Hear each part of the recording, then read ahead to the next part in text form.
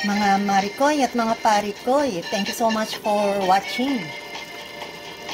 I cook ground beef with vegetables.